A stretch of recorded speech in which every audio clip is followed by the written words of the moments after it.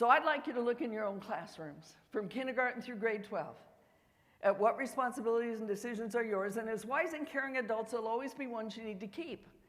And what responsibilities and decisions are you willing to give your students? And do you have a plan in your district to constantly increase responsibilities and decision-making and decrease limits and boundaries, so that when they're leaving your homes and your schools, they're making all of their own decisions and truly responsible for all of their own behavior, and not saying things like, well, he made me do it. Another thing I'd like you to look at is mini lectures. Now, you all know what a mini lecture is, information a kid already had. Put your coat on, wouldn't be cold. Hadn't hit your brother, wouldn't be up in your room. Eating everything on your plate, could have dessert, studied, you wouldn't have failed. But it's like my husband saying to me, if you hadn't put the car in reverse, Barb, we'd have 2 cars. You know, I don't need that information. But then neither does a kid need to hear, if you had to put your coat on, you wouldn't be cold.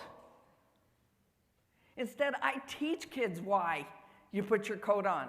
I hold up a hunk of frozen meat. I say, kids, look at this meat. It doesn't move, does it?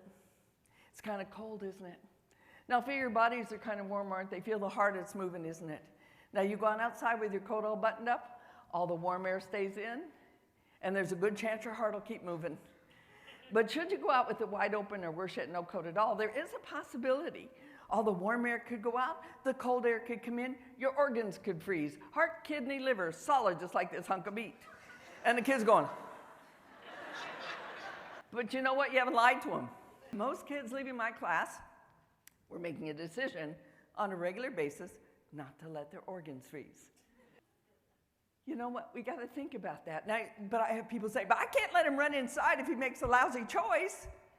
I can't let him freeze out there. No. You make it so it works for both of you.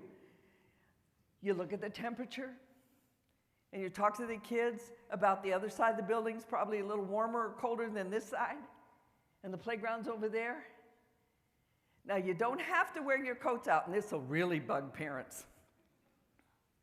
You just need to take it out. And if you decide to wear it, you're welcome to. They get to make a choice. You see, we just got to be creative in how we let them truly make choices.